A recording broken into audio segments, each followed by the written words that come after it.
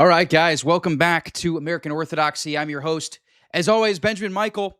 I have got an excellent show for you guys today as I am bringing on a special guest from Canada, actually, who is an expert on the topic of birth rates and societal collapse. He wrote this book called The Gray Apocalypse. So he will be joining the show on the second half of the show. I apologize for the extended intro today. I am trying to get my my social stream Ninja to work so I can get my comments on the board like I normally do. And unfortunately, it's looking like it's not going to work today. So not Boomer Tech. Maybe it's Boomer Tech. I don't know. But regardless, we are stuck with no comments today. So I do apologize to those who care about that. But anyways, this is going to be a regular. We're back to a regular episode here, episode 16 of American Orthodoxy. We are going to be going through a breakdown of the UN replacement migration report from the year 2000 that I have spoken about on many occasions.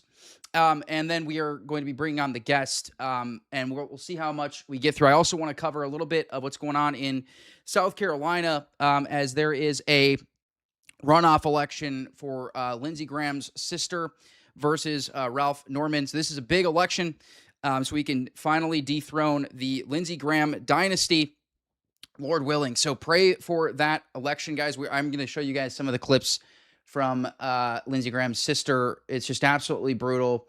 So right now, what it's looking like with that election is, so although the Trump endorsed, Graham candidate is, of course, did lead in the primary. However, she was the only, again, like all the people who vote for Trump, voted for her, whereas all the other candidates, were basically anti-Trump candidates, except for Ralph. Ralph is kind of a little bit of a middle ground candidate.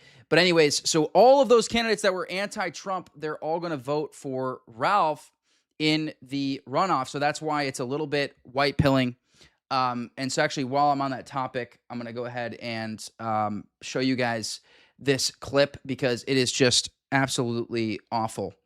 So you guys can see here. And obviously, please like the live, guys. Please like the live and subscribe.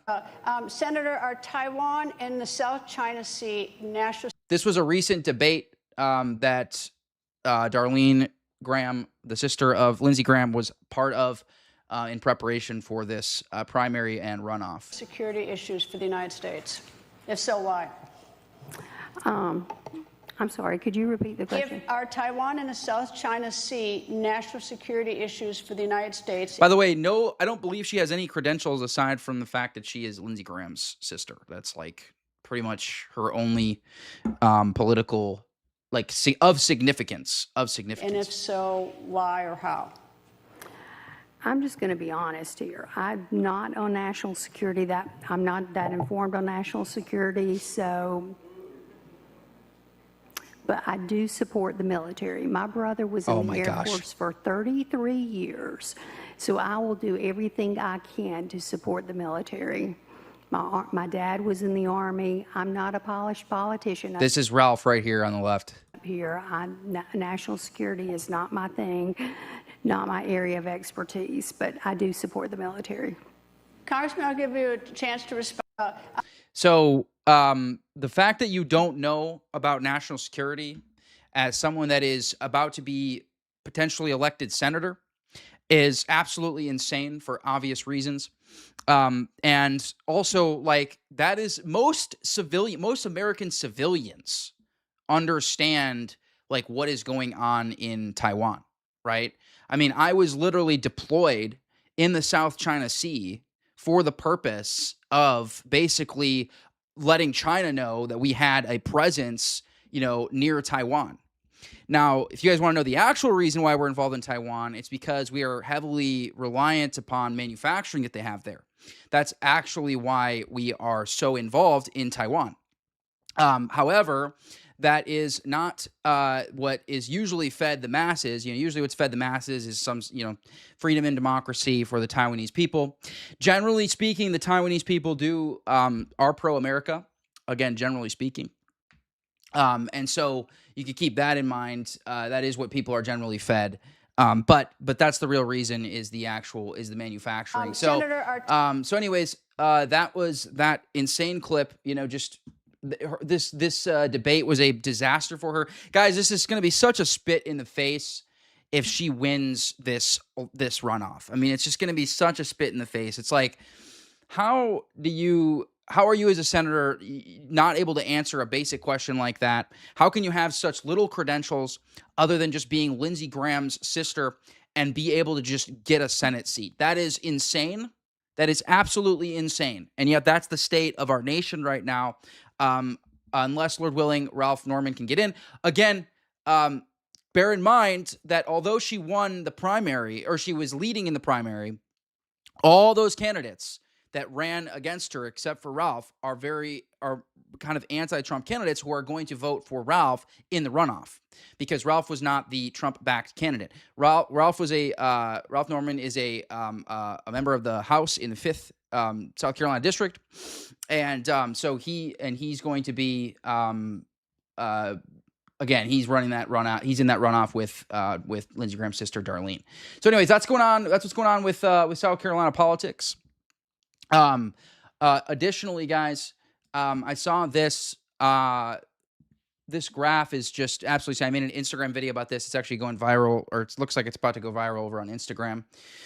This is obviously not related to what we were just talking about, not directly at least. But this is the breakdown of targeted assassination operations from Israel, compared to other nations such as the United States and the Soviet Empire and Russia. Guys, this is the last 70 years. Russia, 40 targeted assassination attempts. The United States, 700. And Israel, 2,700. That is how substantial the difference is in targeted assassination attempts. And so if you don't find this sus, guys, if you're coping with, oh, well, they have more enemies. Bro, everybody in the Middle East has that many enemies. Russia arguably has that many enemies. The United States certainly has that many enemies. It's not really all that relevant whether or not it's in the in the region, because this has to do with global threats too. Like we have plenty of intelligence operations. I would wonder how many of these 700 are not even on our hemisphere, right? So we have no problem engaging in assassination attempts with our targeted assassination operations across the globe, right? And yet even we have not even touched even close, right? Even just a tiny bit close to what Israel has reached the numbers that we have not even come close to, right? So as you can see, it's pretty insane to me that this type of stat is not more mainstream, that more people aren't talking about this. Pretty wild to me, right? And so I saw this stat. I mean, how many of you guys in the chat? Let me know how many of you guys actually knew about that before.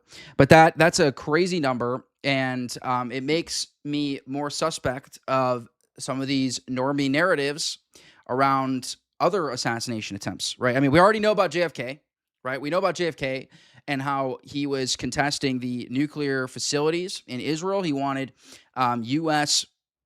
surveillance, right, of these facilities. He said, hey, if we're going to be helping you with this, we want to have input and we want to have surveillance. And they basically put up dummy facilities when we would come in for inspections. They did everything they could to avoid dealing with our inspections and with our surveillance, right? So all this to say, guys, pretty sus the timeline, because right after this is when JFK was assassinated. Now, of course, there was also Operation Northwoods. Operation Northwoods, for those of you guys who don't know, I'll show you. This is why a lot of people believe that it was the CIA that did actually do the dirty work, and I tend to agree with this. But the Operation Northwoods 1962 proposed DoD plan to stage fake terrorist attacks and blame them on Cuba to justify a military invasion. So basically what was happening here was you had the CIA wanted to actually kill U.S. service members, right, and then blame it on Cuba to justify an invasion, right? And this actually got the approval of every official until JFK. JFK overrided this and didn't allow it to happen, and then he was assassinated shortly after. So there was a couple different things concurrently going on, right? Now, another really sus thing is that the man who supposedly assassinated JFK was then assassinated by someone who had known ties to the Jewish mob, right? So Lee Harvey Oswald was literally basically going to be on death row. I mean, he would have received the death penalty. So there's no reason why anyone would try to, kill him or assassinate him. And yet someone with ties to a Jewish mob ends up assassinating Lee Harvey Oswald, which I find to be very odd. Obviously, the files that have been declassed show indication of Israeli involvement. In my personal opinion, I believe it was the CIA that did the dirty work, with Israel working sort of on the back end. That's what everybody kind of gets wrong. Everybody assumes it's always just like Israel, they think that Israel did 9/11. Well, Israel certainly knew it was going to happen, or Israel certainly, we know this from solid evidence, like the dancing Israelis, for example, who had ties to Mossad. Israel knew it was going to happen. It was probably the Saudis who did the dirty work. Hard to tell, right? But everybody gets this wrong. They think it's always Israel is doing the dirty work. And it's well, they knew it was going to happen, and they were probably manipulating things on the back, on the back end of things. But I don't think that they actually did the dirty work on a lot of this stuff. So anyways, all that to say, guys, pretty insane stat there. So we're going to dive into the actual topic of the day. And I'm going to turn this to 1.25 speed. This guy does a breakdown of this UN document, which I've talked about many times. And after we go through this video, we are going to move on to my guest at 3 o'clock Eastern is when I'm planning on having him on. I'm going to turn this to 1.5 speed because we'll see if we're able to do it with 1.5. All right, guys, please like the live. Please like and subscribe.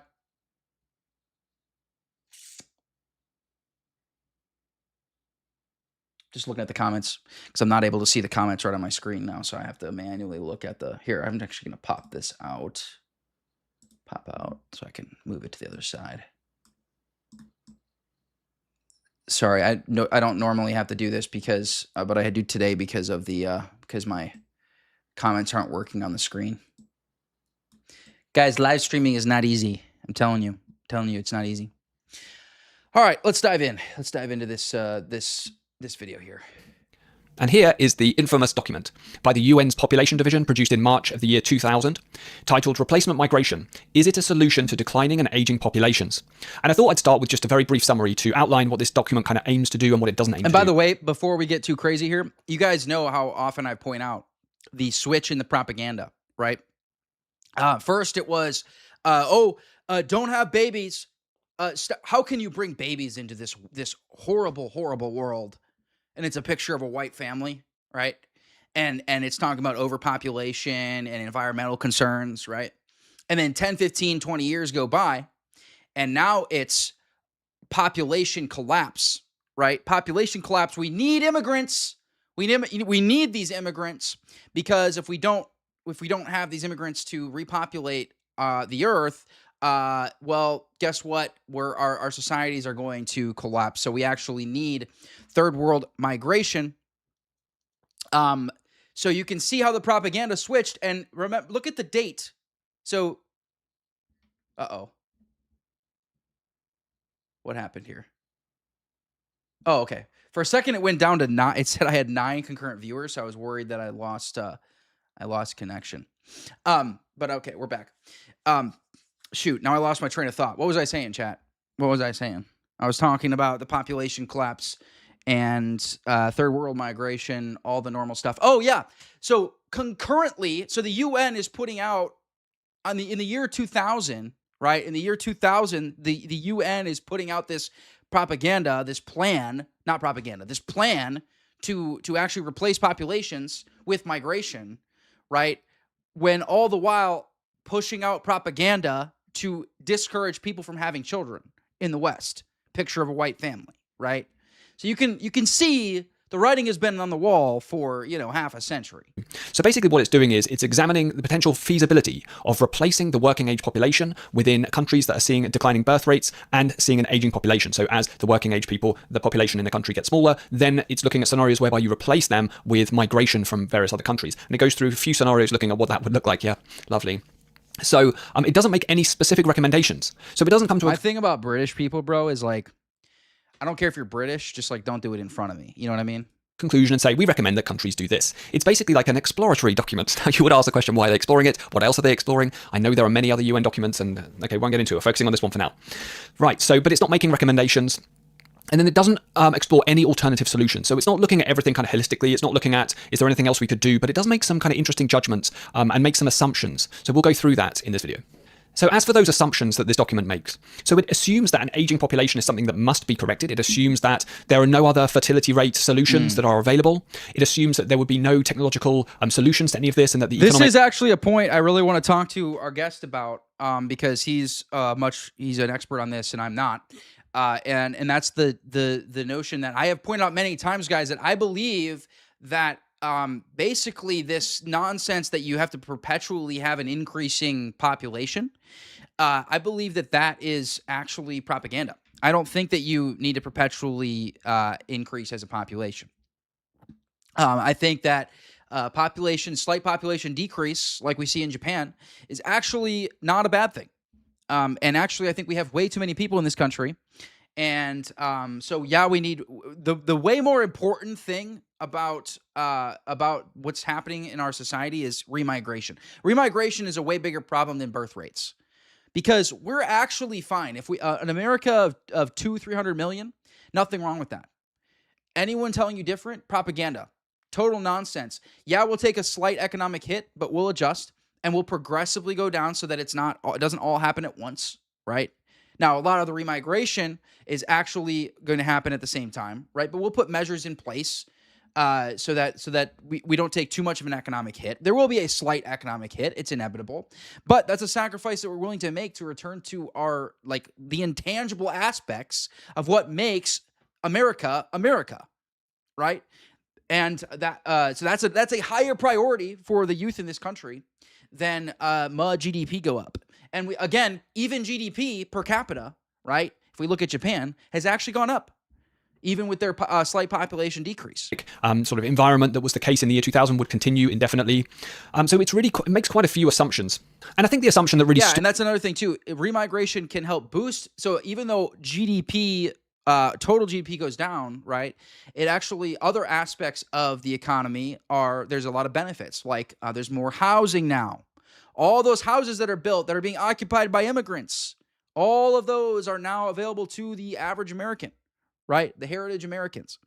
All those jobs that are being taken by Indians that are on the H-1B program, which we now ban, right? Which, by the way, Trump just put it doesn't apply to all H-1B, but it applies to a vast majority of H-1B.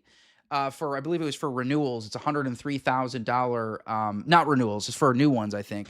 I haven't looked detailed in the policy, but I know that he basically implemented just yesterday, I just saw this.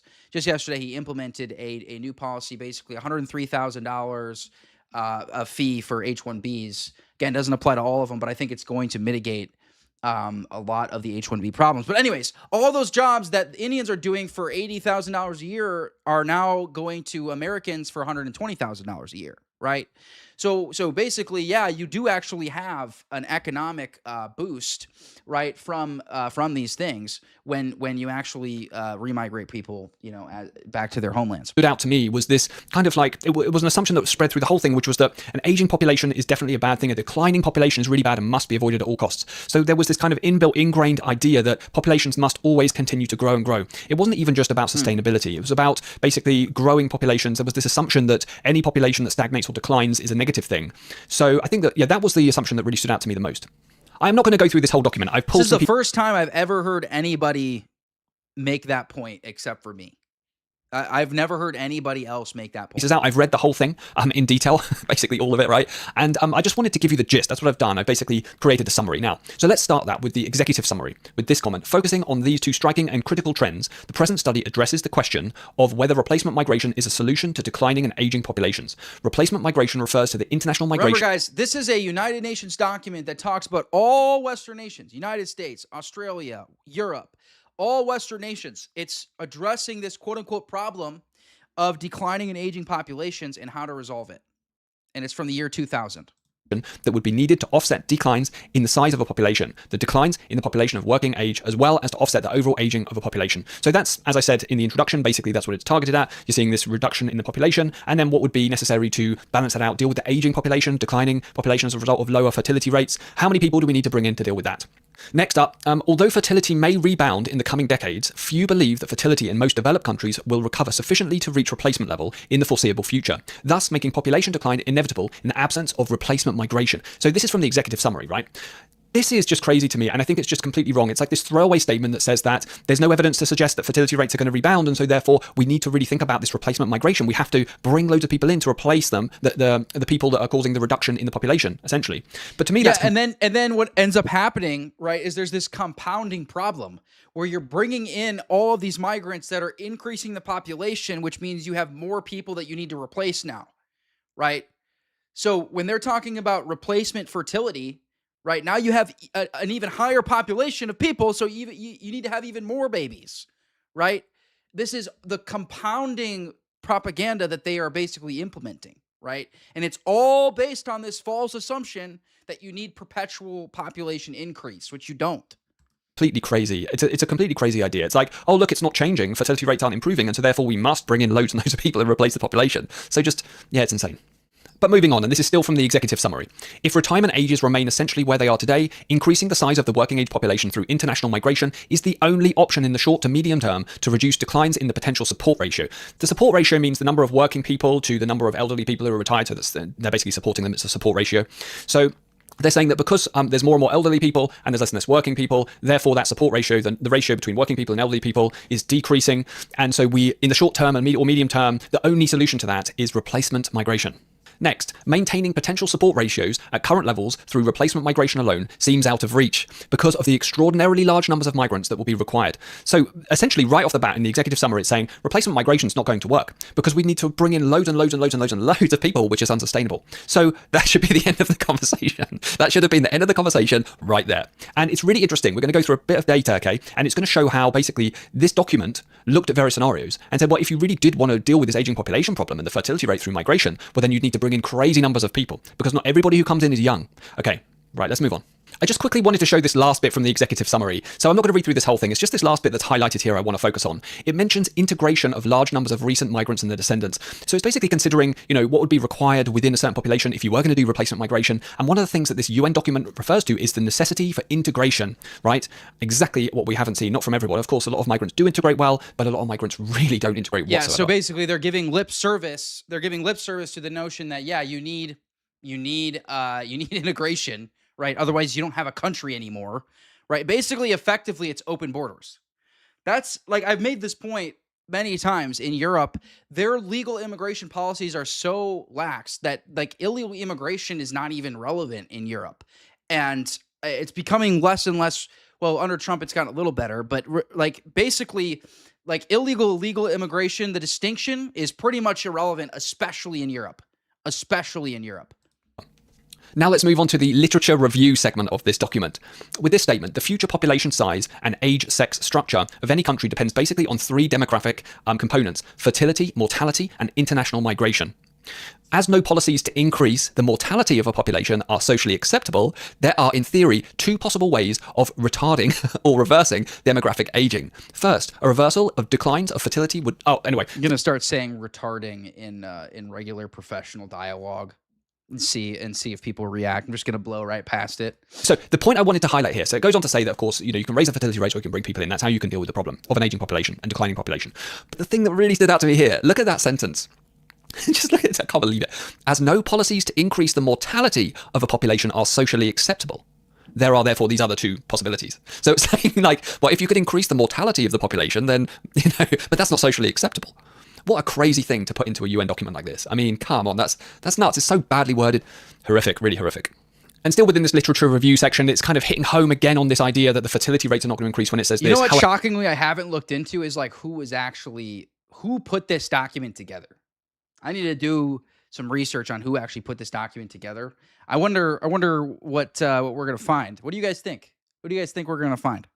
I'd be very curious. The recent experience of low fertility countries suggests that there is no reason to assume that their fertility will return anytime soon to above replacement levels. So it's like, well, we haven't got any examples of that ever happening, so we can't assume it's ever going to happen. Like, is there nothing? Guys, please like the live and push out the algorithm. For some reason, my live streams have been getting pretty bad shadow bans, even though my clippers have been killing it. Clippers have been freaking killing it. I don't know if you guys have seen my video viewership, but it's doing excellent. But for some reason, my live streams have been really struggling. So if you guys can like the live, push it out to the algorithm. Also, my Instagram's blowing up. I'm about to hit 90K, trying to hit 100K by the middle of September. So we'll see, Lord willing.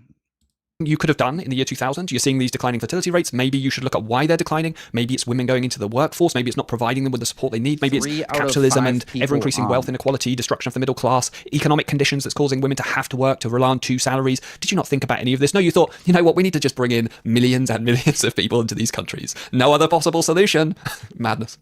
It goes on. With the present below replacement fertility and with no further immigration, the total population of these European countries would be reduced by approximately 20 to 25% by the year 2050. Oh my God, how dreadful. There's going to be a slight population decrease where we've had a massive population boom from the boomer generation. I mean, is that really that bad? Do we really have to freak out about it? Well, they did freak out. The calculation showed that an overall population decline during the first half of the 21st century can be avoided if about 1 million immigrants move to the area every year. So it's talking about European countries, so all of Europe basically. So they need to bring in 1 million a year for the whole of Europe. Well, that seems kind of low by today's standards. Yeah. So in the UK, we often hit over 1 million per year. So I think last year we hit, actually technically we've only gone over 1 million in 1 year once in 2023. But last year it was like 809,000. So we're basically up there. We're hitting the numbers that they were talking about and thinking about for the whole of Europe. And we're doing that just for the UK on a continuous, sustained basis. Okay. And I love this next statement. Many of these studies demonstrate that long-lasting below replacement fertility and... Do a live stream in vertical mode? I didn't even know that was an option. Live streaming on YouTube in vertical mode? Is that even a thing? I didn't know that was a thing. Immigration streams, that's crazy. Offsetting the negative natural growth of the national population would eventually lead to a significant increase in the foreign population and therefore a marked change in the composition. The other thing that's weird too is they do generally pretty well on the algorithm, like after. It's just like during the stream. It's like during the stream, it just gets nuked. Host country. And they're referencing studies. I mean, did you really have to even put this in? Isn't that just obvious? So if you replace the population, then you have more foreign-born people over time. And then it's a marked change. Yeah, and this is what Europe looks like these days. I mean, unironically, like this is... How many of you guys have been to Europe? Like, you guys know this is literally what it looks like. Even like Athens, it's very heartbreaking, actually. Like, even parts of Greece look like this. Now... There's parts of Greece that do not, like Paros is a beautiful island, Crete. These are beautiful islands that don't look like this, but the reality is almost all the big cities literally look like this. That's a marked change. Now we move on to some results, some tables, some data, okay? But I'll talk through every piece of this so it makes sense. So this first... We're going to slow it down for this part because we are making good time, actually. This table is basically talking about what happens if there's zero migration. This is why they're freaking out, because look what's going to happen. So let's look at the United Kingdom. 1950 population of 50.6 million. 1975 population of 56.2 million. And so this is baby boomer generation, right? And year 2000, 58.6. Oh my God, we didn't see the baby boomer increases carry on forever. Our GDP wasn't going up as fast anymore. And then 2025 projections with no migration. 58.8 million. I mean... That doesn't sound so bad. We've brought in so many people, millions and millions. And this is basically saying if there was no change to like the mid-90s migration levels, then effectively, actually, it's no migration after 1995, then we'd be at a population of 58.7, 58.8 million. Really doesn't sound bad to me whatsoever.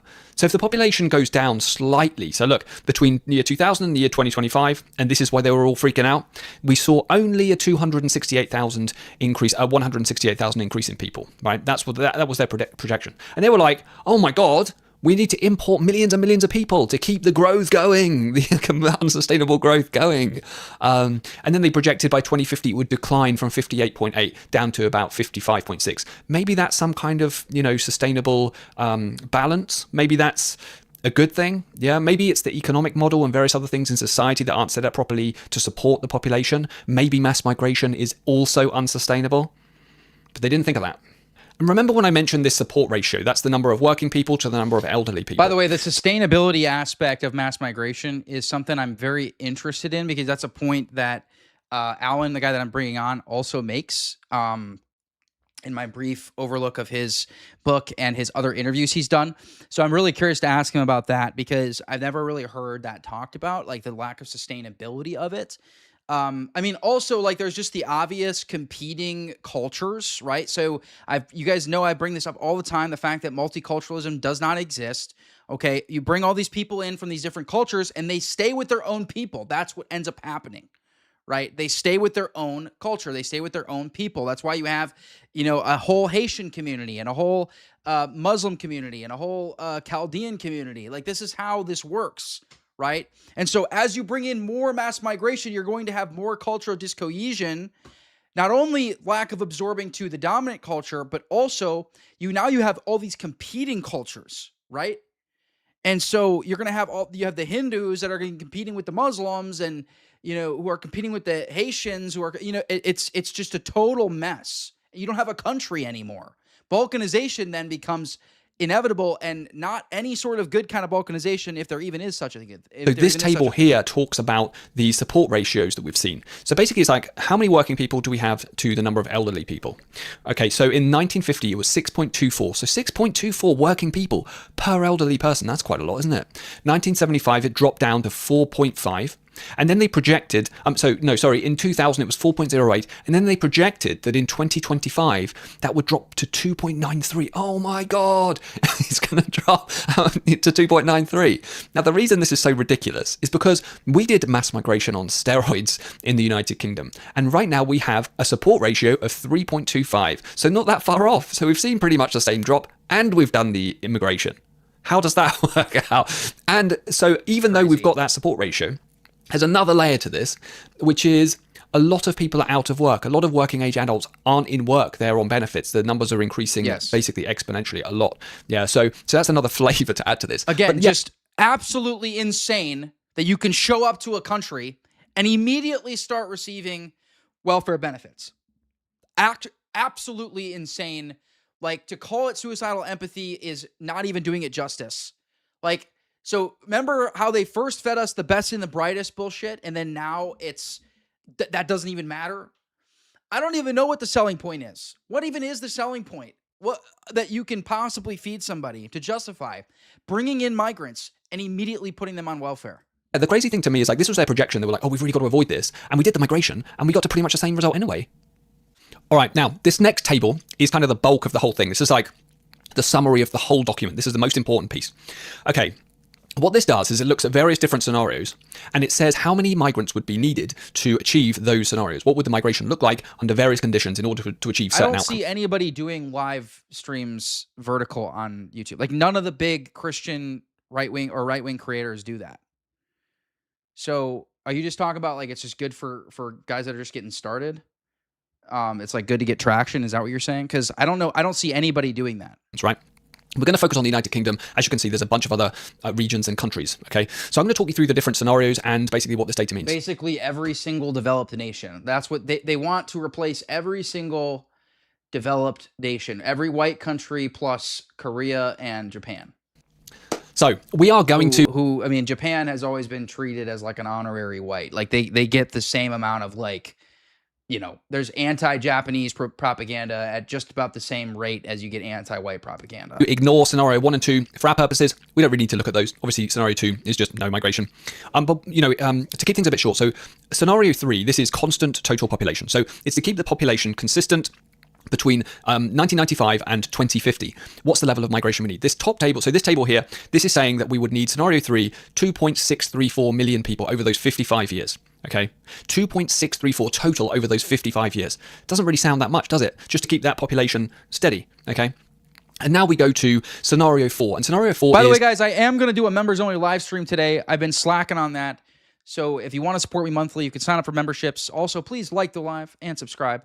I always appreciate my members, so I try to give you guys members-only live streams. I've been slacking, but I am going to give you guys one today. To keep the working age population steady. That means between 15 years old and 64 years old, to keep that population the same size, how many people do we need to bring in between 1995 and 2050 in order to keep those working age people, that population the same size? 6.247 million in total over those 55 years, okay?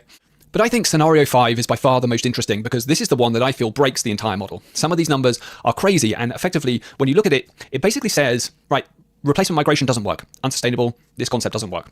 So what these numbers are telling them.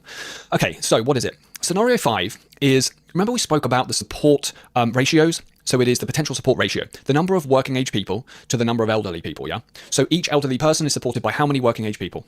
In the UK at the moment, it's 3.25, right?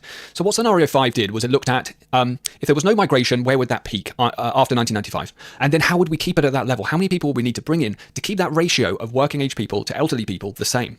And what it found was in the 55 years from 1995 to 2050, we would have to bring in 59.8 million people into the United Kingdom. And that's completely insane. But if that's not insane enough for you, look at what happened when they did the numbers for the Republic of Korea, South Korea. 5.148 billion people would have to be imported into South Korea in order to keep the ratio the same. So basically, broken, doesn't work, yeah? And the reason for this is because migrants age as well. And as ages increase... So, like he pointed out at the beginning, there was an acknowledgement, actually, that this is even mass migration, even with mass migration, it's still not sustainable. This was brought up at the beginning of the report, and basically it's what the numbers say, which is what he's showing right now. And yet they are still going with this. This is still the agenda they're going with. Then, of course, effectively you need to basically just bring it ever more, and it becomes this cycle of unsustainable exponential support that's required for the ever-increasing aging population. And this is the smoking gun. So Japan would have to bring in 553 million people in scenario 5. Which is insane. Europe would have to bring in 1.4 billion people. And this is in those 55 years between 1995 to the year 2050. Now, if I was working on this data, if I was working on this study, I would think, wow, doesn't that prove that the entire concept is flawed and doesn't work? And it's because not all migrants are young. And if you bring in a migrant population that has maybe a slight sort of swing toward a younger age, yeah, then they're going to age. And then it becomes unsustainable and you have to continually bring in more. Obviously, what we needed in the year 2000, what all the data was saying was we need more babies.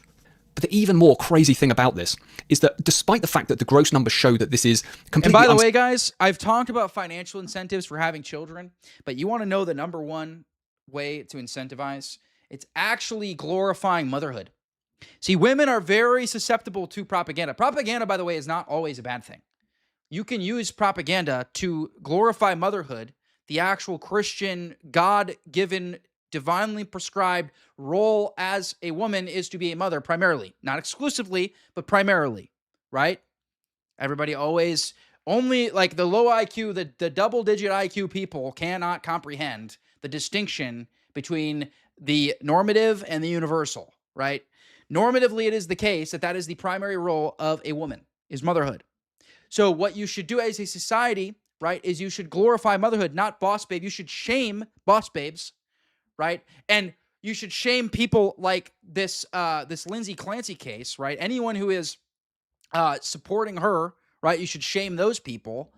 That is, and because obviously she's failing. She failed at the one thing that God prescribed her to do with her life, which was be a mother. She unalived her own children, right? And by the way, evidence is unquestionable. Not only do we have confessions from her, multiple confessions. The husband was not even present for the event. We have him on camera at a CVS, right? Not even present for the event. But yet there are still hundreds of thousands, millions of women that are supporting this Lindsay Clancy chick, right? Because we as a society have flipped, right? We have reduced the role of motherhood to really actually a violation of that mother's rights, right? These children were actually infringing upon her individual rights, and all these women are relating with this, right? And that's why they're supporting her, because they also don't like how their children have inconvenienced them. That's actually what this is rooted in. That's actually what it's rooted in. So you want to boost birth rates, you have to incentivize motherhood, not only financially, but also by propaganda campaigns that glorify motherhood, because motherhood is a beautiful thing. Sustainable. It's incredible that women are able to produce another human being. That's unbelievable. A woman's body is able to literally produce a whole another human being. That is incredible. That is an incredible thing. And the destruction of the society starts when What? When that is completely flipped on its head like it is now. G.K. Chesterton also points out that, who, by the way, is my second favorite Roman Catholic behind Patrick Buchanan. Chesterton points out that the worship of animals is usually followed by human sacrifice. And what do we see? We see a glorifying of pets. You see, nobody would be glorifying Lindsay Clancy if she had killed her dogs. Nope, they would be demanding justice if the story even would get traction at all. But because of it's her children, now it's gaining traction, right? Now she's being defended. Abortion, obviously, right? And I make this point all the time.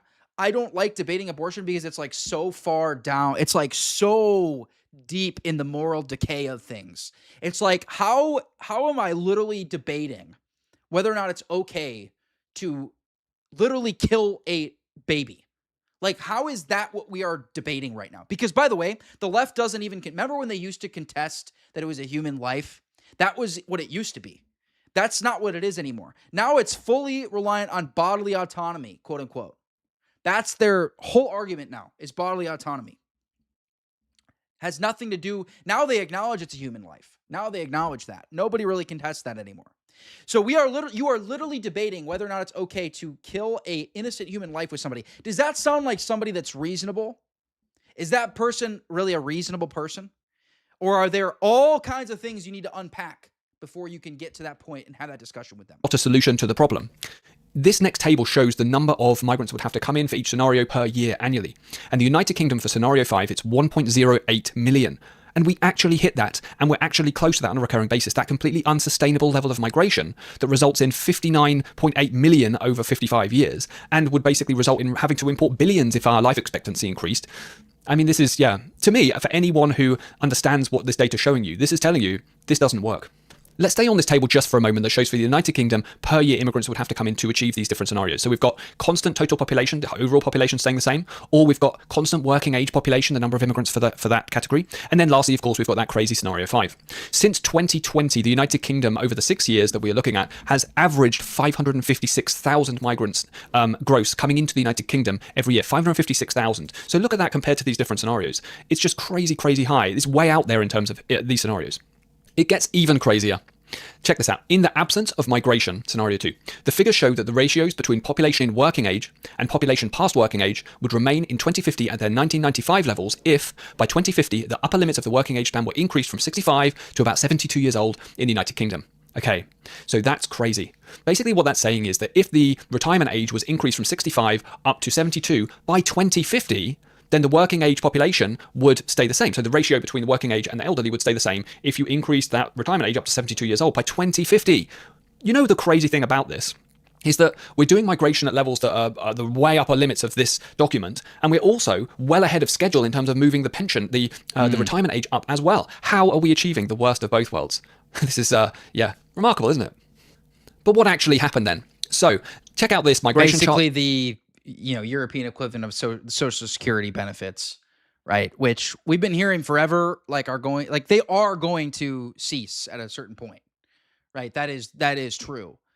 And arguably the whole thing is a Ponzi scheme anyway. This goes all the way back to 1855. I love it for that reason.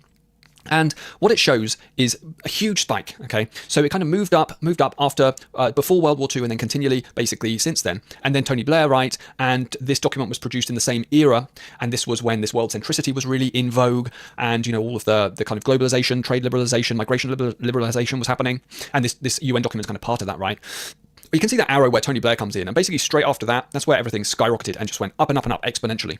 So what we did was we imported extreme levels of people into the United Kingdom, even by the standards of this UN document, right? So extreme levels of people coming into the country, but they weren't all workers, of course. Actually, I think so less than half of people who are given visas to come into the United Kingdom are work visas, right? A lot of them are family reunification, things like that, dependents, lots of stuff like that, yeah? So we basically, we went further. We didn't just focus on... So basically that's the European equivalent of what we do with green cards, right? So even if you are an illegal immigrant and you have a child here, right? When your child turns 20, they can actually sponsor you for a green card so you can achieve legal status. That is, again, I just, when you actually look at the self-destructing, suicidal empathy, immigration policies that we have in the United States, Like it's shocking. I can't even believe they're real. And it sounds like they have the same thing over the family unification visas. What? So here in the United States, again, you can come here illegally, have a child. That child becomes a citizen because they were given birth on U.S. soil, which they came here illegally. And then they can sponsor you and several others, any immediate family, they can sponsor to have legal status as soon as they turn 20. The work, we went, oh, actually, let's just have absolutely everybody. So then what we saw was stagnated wages instantly in exactly the same time frame. Same time period, wages stagnated because loads and loads of people coming in, reduces competition for workers, great for the people who own the assets, great for the business owners, but not great whatsoever for the workers. Then we saw a lot of these vast communities that we imported form their own colonies within the United Kingdom, complete lack of integration. Pakistan, I'm looking at you. Bangladesh, I'm looking at you. But not just them, of course, right? So then we see social tensions rising. Guys, there's so many Bangladeshis at Costco these days. It just doesn't feel like Pakistan anymore. We see cultural erosion. We see, as a cherry on top of all of this, then illegal migration, mass illegal migration that's happening every year now. As if all of this mass migration wasn't crazy enough, we're going to do it. People just coming in on dinghies as well, put them in hotels, etc. We have essentially no control of our borders. We don't even check people who overstay their visa in the United Kingdom anymore.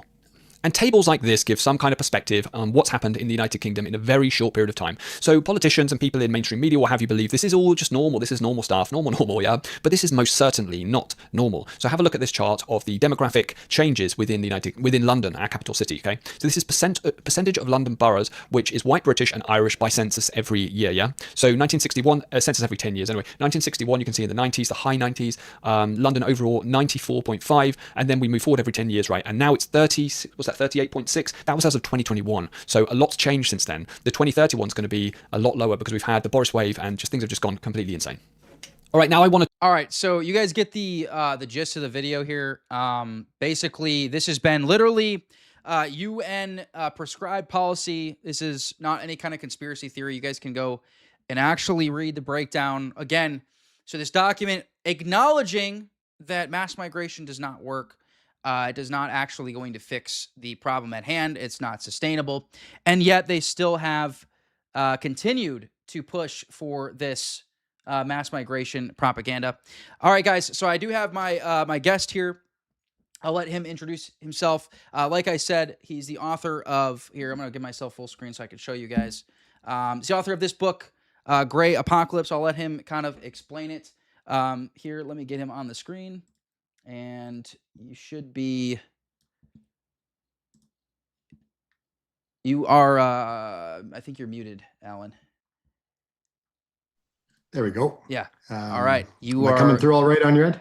Yes, everything is good on my end. Welcome to my stream. We got some live viewers in here, and we were just talking about the 2000 document from the United Nations on replacement migration. Thought that was directly relevant to what you and I are going to be chatting about. Now you are over in Canada, so I'm curious to pick your brain on the dynamics there in Canada, and then also just the general a solution to the problem at hand that the entire Western world is facing, which of course is birth rate collapse and mass migration, and how we actually resolve that. I really like your breakdown. So if you want to introduce yourself, and we'll get rolling here. Sure. I'm Dr. Allan Pivarczuk. I'm, as you mentioned, a Western Canadian from basically British Columbia and Alberta, and I'm a professor in medicine, actually. And one of the things that has fascinated me over the course of my entire life has been this concept of demographic trends. Just to give a little bit of a background before I give you the spiel on the book. When I was about 14 years old, my family was vacationing in Cabo, and I watched this television show. And on there was a Sunni imam talking about how they were going to conquer the West through the uteruses, essentially birth jihad. And this was 1996. This was before the Twin Towers. This was before anybody had any concept of many of the things that we take for granted today. And I thought that was really interesting because Western civilization was at the height of its powers at that time. And I thought that it sounded ridiculous, but this guy was very serious about it. By grade 11, there's a little section on demography, population pyramids. It became a bit of an obsession of mine. And ever since then, I've spent my life noticing.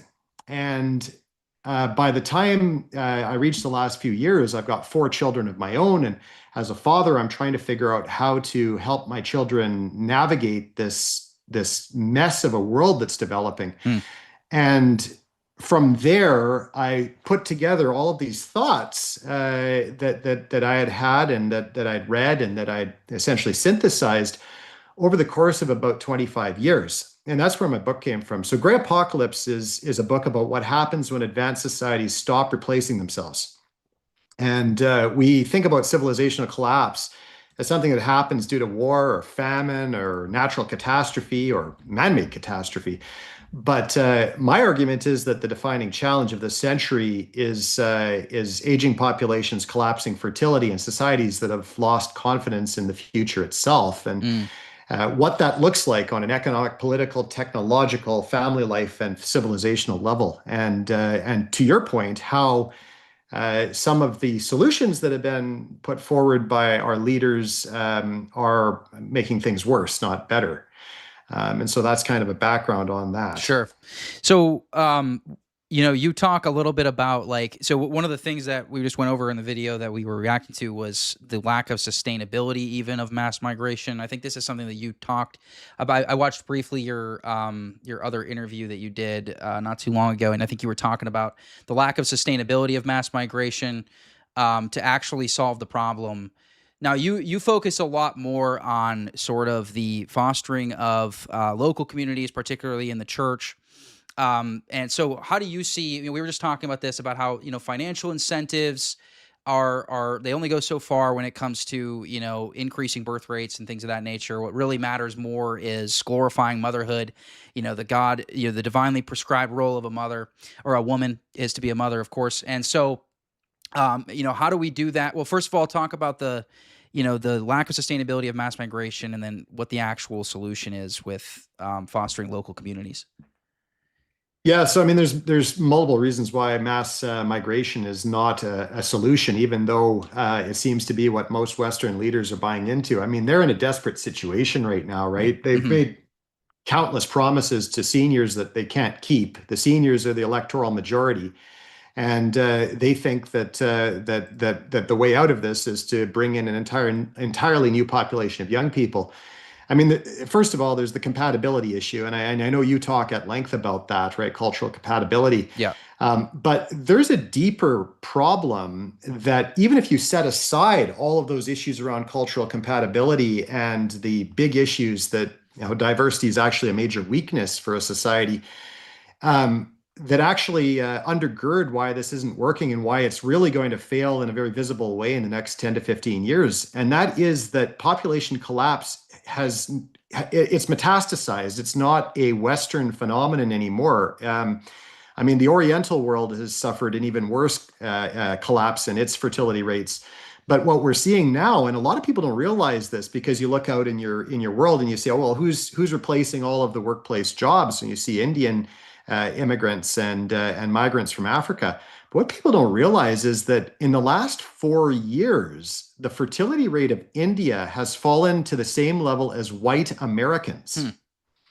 It's utterly collapsed. I didn't know I heard you point this out, and I honestly did not know this, and it's shocking to me because what we're used to being fed is like these third world migrants are they're breeding like rabbits, and that's true in parts of the world, but I didn't know that this was the case in India. That's shocking to me. And it's not just India. What you see, and I mean, our family travels extensively. I mean, we homeschool our children, and our way of studying history and social studies is to travel to those countries, and it helps me because it helps with book research, et cetera, as well. And so we've been to quite a few of these third world countries in the Arab world, places like Turkey, places like Morocco, places like Egypt, and it's shocking to see like literal legions of young people and no children. And you look at Turkey. Turkey's replacement rate has been total fertility rate isn't much better than Europe's. The big cities in Morocco are all below replacement as well. And so what's very interesting is that our authorities have come to this conclusion that all we've got to do is bring in new, easier to manage populations from their perspective, right? But those populations don't exist anymore. And as a result, this is, I think, one of the reasons why you saw immigration kind of work in the late 20th century in the United States and Canada, because both countries were getting the best of the best. Well, the best of the best aren't leaving home anymore because they can make millions of dollars in their home countries. And so what are we getting? We're getting the dependency class, and it's making everything worse. And the crazy thing is that as those countries see smaller and smaller numbers of their own young people, they're going to start running into the same problems we have, and they're going to start making it harder and harder for people to immigrate out. And in Canada, our healthcare system is utterly dependent on stripping third world countries of their nurses and their doctors. And we're already seeing great difficulty in recruitment here, and we're going to see this become a global phenomenon and not just in healthcare. So I think what's going to happen, and if you look at how this is proceeding across the world, places like India that had fertility rates above 5 at the turn of the century are now below replacement. You look at sub-Saharan Africa. In sub-Saharan Africa, the big cities are almost at the replacement level, and they fell from fertility rates of 7 as recently as 25 years ago. It's a collapse that's happening everywhere. And so what's interesting is we've seen the actual, the good migrants, the ones that are going to contribute to your society, have essentially totally dried up across the world. And meanwhile, everybody's fighting over them, or at least all the governments are fighting over them.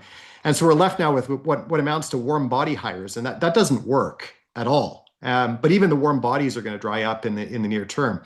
And the problem then is the governments are still left with all of these promises, these Ponzi schemes that are our pension plans, our employment insurance plans, et cetera. And they're going to be in a place where they can't fund any of this. And their electorate is the elderly people. Our last election in Canada, I'm not sure if you guys are aware what happened, but every generation except the boomers voted for the Conservative Party. The boomers voted so strongly for our left-wing party that they formed a majority government despite having no support from any younger generation. That's crazy. Yeah, similar. Real quick, a similar thing happened here with the Massey election. Actually, he won every single age demographic except for 65 plus, and he still lost the primary, which is just insane to me. I mean, it just demonstrates how much power the boomers still have. You know, I know there's a lot of people out here that celebrate, you know, the amount of boomers that, you know, die every day. And, you know, it's like, you guys don't realize like how much of a grip these people still have like on our world. And it's because the young people don't get their asses out to vote. Like they just don't. Like, and so how can Massey, that's insane to me. And if the same thing happened in Canada, that's even crazier because it's a whole country. But like in Massey's district, every single age demographic votes for him except for the boomers, and he still lost. He lost substantially, by the way. Like it wasn't even close. Was the Canadian elections close? They were actually quite close. Okay. It was within 3 percentage points, but to see that, to look at the breakdown, generational breakdown, Generation X and younger all going conservative, the younger generation's going particularly conservative, which is unusual, and it speaks to how lopsided the Canadian system is in favor of the elderly. And to watch a majority government. So in Canada, we have a parliamentary system. So 100% of the power goes to the winning party, right? There's no balance of power. There's no checks and balances, right? And so the problem with us fundamentally is that our population pyramid now looks like an inverted triangle. And so each year that goes by, the power of the seniors increases, the power of the young people decreases. I hate to be black-pilled on this, especially since my father ran for parliament a number of years ago. But I actually don't believe that we are going to be able to change things from an electoral standpoint in Canada because we do not have the numbers, and boomers, they vote for their own interests over anything else. They don't care what they have to sacrifice in order to make sure that they can go on 4 cruises a year. Yeah. Yeah, very similar dynamic to here, you know, with the boomers, you know, and it's why things like the immigration acts of 1965, 1990 were really permitted to happen under their watch, was because they had their BMW in their driveway and their pool in the backyard. And so, who cares, right? And so, and unfortunately, it is, our generation, these Gen X, millennials, and Gen Z that now have to fix this problem that the boomers have dealt us. And I talk about this extensively because it's kind of funny. I get a lot of flack from, the boomer crowd on, my political takes. And it's like, guys, this is your fault. Like, I don't want, you think I want to be the bad guy that like has to be out here talking about these clearly inferior cultures. I mean, I use Somalia as an example all the time. 99% of women and girls undergo genital mutilation in Somalia. Over 50% of their marriages are to first cousins. Over 35% of their marriages are child marriages. Like, these are not cultures that we can bring in. And by the way, on the topic of Somalia, after what you just said about India's birth rates, I'm looking at it made me curious. I'm looking at the birth rates across the world where they actually are having babies. Niger, Chad, Somalia. These are the top three. So this is where we're going to be getting our immigrants from if we continue this mass migration. You want to talk about blackpilling? That's blackpilling. Because I always use the example of 76% in Niger, guys. 76% of their marriages are child marriages. 76%. That's the type of culture that is. And these are the people we're going to be reliant on for mass migration to solve our problems, our economic problems, to make number go up.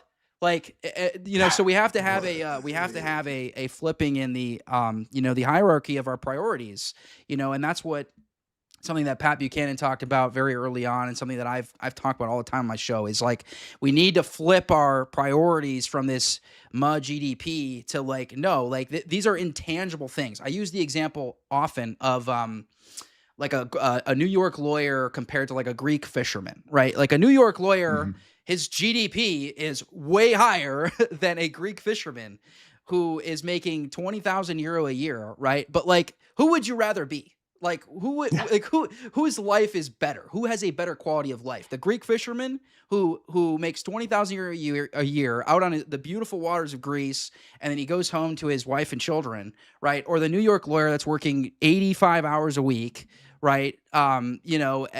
Living in a tiny apartment for $7,000 a month, right? Like, I mean, probably hates his life, never will have any chance at a marriage, at least one that'll work, right? Like, so it's very clear that there are intangible aspects of society that we need to start to actually prioritize rather than GDP.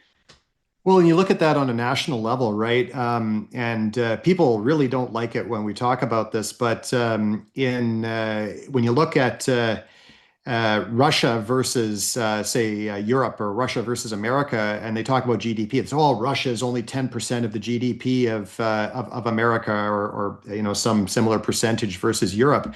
But the thing is that Russia's GDP is based on making things and doing things and producing food. Ours is OnlyFans creators and Hollywood, and we are not making things anymore. We're not doing meaningful work. And actually, I think the cultural problem, the cultural problem is what undergirds our fertility collapse. I mean, let's face it. What's happened is we've gone away from what our religion calls. I understand you're Orthodox as well. Agape love, right? Are you Orthodox? I am, yeah. Oh, glory to God. That's awesome. Yeah, I wasn't sure. I didn't ask Absolutely. Robin. Yeah, we to the viewers, the dear sister on Twitter, Robin, is a mutual friend of Alan and I's, and she was the one that connected us. She's awesome, by the way. Anyone who's not following her on Twitter, but yeah, she's Orthodox up in Canada. Do you? So I didn't know if you were Orthodox or not, but that's awesome that you are. Yeah. Yeah, we have this core belief system that's around agape love, sacrificial love, right? I mean, our Lord gave that to us, right. And the whole modern system from the ground up is built around hedonic love, or hedonic pleasure, and it's all about the pursuit of happiness and pleasure rather than the pursuit of meaning. And that is, I think, why we saw the displacement of motherhood, and it's really trashed. I mean, you follow X in the last couple of weeks, and it's horrifying. I mean, women are lining up to celebrate a multiple child murderer. Yeah. I mean, if there was anything that was symbolic of the decay of the fiber of our society, that's it. Yeah. No, absolutely. And I mean that's just the capstone on. I read a very fascinating statistic from the World Health Organization, and that is that we're almost at 50% of births versus abortions. Like 1 out of every 3 pregnancies worldwide is ending in abortion now. I mean this stuff is in a lot of cities in the West. There are more abortions than there are live births. And you wonder, well, where are the children? Well, half of Generation Z was aborted, and women are aborting their children because children are seen as a barrier to that pursuit of happiness, right? They're seen as a burden. And it's very hard to look at broader society and expect a recovery when that is the substrate from which people are drawn. And the thing about our situation is there's 2 different population broad groups that are evolving in most societies, especially in the West and in the Oriental world. And that is, so I call them fertility islands. That's small groups of culturally similar people whom are maintaining a culture that supports pronatalism, that supports children, that supports above all motherhood. And then you've got these fertility deserts, which are huge, and those are all of this hedonic modern world where I mean we all see it every day, jump from bed to bed and abortion clinic to abortion clinic, and it's all about pleasure, it's all about me, and there's no sacrifice at all involved in that other than essentially what amounts to child sacrifice.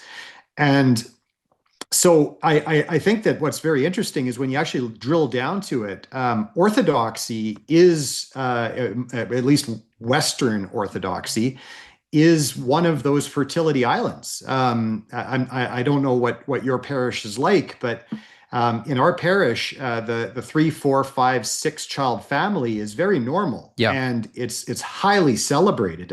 Pregnancies are welcomed no matter what the situation is. Everybody gets together to help out the new mother. It is glorified at the level it ought to be glorified. And I think because of that, our parishioner women and our wives, they have that social license to go and have more and more children. That social license that in the broader world is, you're stared at, you're chastised, you're treated as some kind of weirdo. I mean, when people find out that I've got 4 kids, they always look at me weird out in the general world, and it's like, wow, that must be a lot. I'm like, man, what would my life be without that, right? And so there's also that's not very much in an Orthodox parish for his.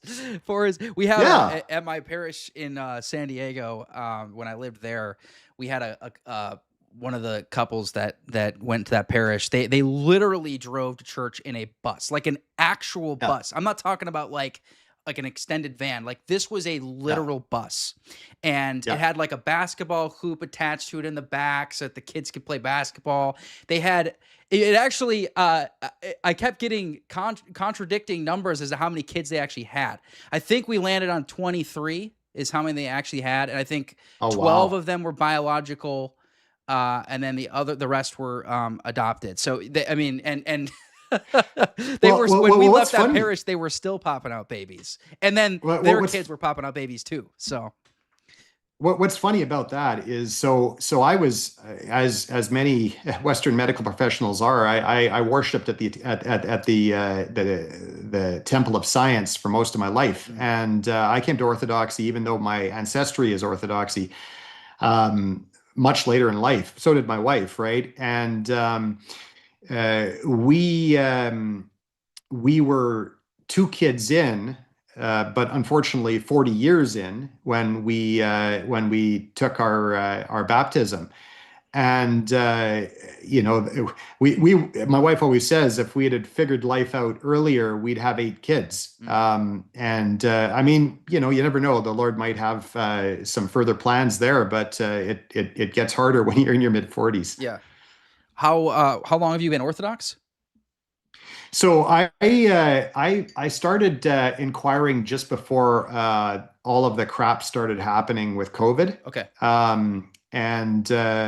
Before that, yeah, I would absolutely have been described as people are very surprised by that transformation, but it's like anything else. Once you see truth in a world that's full of lies, you can't unsee it. Yeah, I felt that way. I've been talking about this a lot lately, actually, how so I first interact with Orthodoxy when I was on deployment in 2022. I was studying church history, and even just the first time that I interacted with Orthodox history, I was like, this is it, and it took me several years before I actually, because I was a staunch Calvinist, so it took me several years to kind of, sort of get rid of that propaganda and that deeply rooted, Calvinism that I had, but kind of deprogram from it. But eventually I did come to the church and yeah, I mean, it just, the second you go to liturgy, I mean, you feel like it's home. And, it's interesting talking about the relation with birth rates too, because this is something that the Mennonites and the Amish do extremely well. They do better than anybody, actually. I think they're having 7 babies per woman or something like that. Just something absolutely insane. So what do you think are some of the reasons for that, that have driven that in their community that we can emulate in the Orthodox communities? So first of all, we have all of the basic cultural pieces of the puzzle, at least in North America, Canada, and the United States. And in Eastern Europe, unfortunately, they're in a much different place. The EU has been trying to tear down Orthodoxy in a big way in places like Greece, and they're unfortunately having some success with that. We have the right cultural substrate, right? Because obviously the right cultural substrate comes from the highest authority there is. And we live that, right? Like within our parishes. Our problem and where we differ from the Amish is twofold. Number one, we have a lot more interfaces with what I call modernity, all of those aspects of the modern world that have that siren call of hedonism, right? And so there are a lot more opportunities for us to fall by the wayside. And more importantly, there's a lot more opportunities for our children to fall by the wayside. So it is a lot harder than when you're living in a community that doesn't use computers, does not use phones, does not have television, doesn't interact generally with people who do have that, and they have that whole society around it. So that is a disadvantage we have. Now, an advantage we have also is that we are in that community because we can draw converts, whereas nobody converts to being an Amish person. And I think we're doing a great job of that. Our parish has tripled in size since I was baptized. We're out of space in our church. We need a bigger church, which is an incredible thing. How many churches outside of Orthodoxy can say that? But that's our first piece, right? Is that greater interdigitation with the modern world. That insulates the Amish and allows them to have very little in the way of leakage. There aren't that many people that leave Amish culture, and therefore they build on themselves in an exponential manner. The second issue that we have that they don't have, and this might not be as big of a problem in the United States because you guys do have bigger parishes than we do, is the whole problem around the what you could call the mating market, right? People finding a spouse that they can commit to and spend the rest of their life with. In the Amish and Mennonite communities, they're large, very close-knit communities, and they have a lot of internal cultural events where people have the opportunity to meet people that they may one day have as a spouse. They have community dances. They have many different banquets and feasts that they all get together for. And it really it gives what I like to call in my book a lot of opportunity for repetition environments, and repetition environments are just chances where you might see that person over and over and over again and actually develop feelings for them or see a future there. For us in our parish, you get the odd couple that forms, but what my wife hears from the younger women and what I hear from the younger men is that they can't find anybody, right? They don't feel they have the permission to date within the relatively small confines of the parish. And we don't have within Orthodoxy, at least in Western Canada, superstructures where we have events that are deliberately there to put Orthodox people face to face in a repetitive way so that young people can meet each other and form couples, because they desperately want to. Yep. Right? They desperately want to. The problem is getting them together so it can happen in a way that's not awkward, where there's general permission and by the way, that's actually real quick on that point. I hear this complaint from the young men, but I also hear it from the young women, and it is both sides. Like, both sides are making this point, and I think you make a good, this is a good observation, because. And I think this will be resolved as we establish more infrastructure in the West, because right now we lack, it is happening. Like, it's coming together. We are forming our own communities. We're forming our own businesses. We're starting to expand in the online world beyond just apologetics. For the first couple of years, it was nothing but apologetics. Now you have, Orthodox people in politics, and Orthodox people doing, Lenten-friendly recipes or whatever. It's more than just apologetics content. There's women that are, making content, as Orthodox mothers, for example. And so as this happens, you're going to have, more and more infrastructure, and it's sort of more normalized. Now, when I tell someone on the street I'm an Orthodox Christian, they actually know what it is. Whereas 10 years ago, that wouldn't be the case, right? So, this is something that I think is getting better, but I definitely agree. Like, we need to have more intentional events. Right now, the only events we have that are sort of like the nature of what you're describing are, first of all, they're very expensive, because we also don't have a lot of money.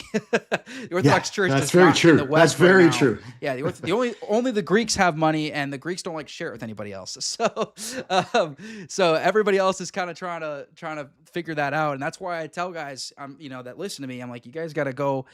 You got to get. Unfortunately, you got to get into the matrix, into the system, and build yourself, because we need finances in the church, and to back political candidates and things of that nature.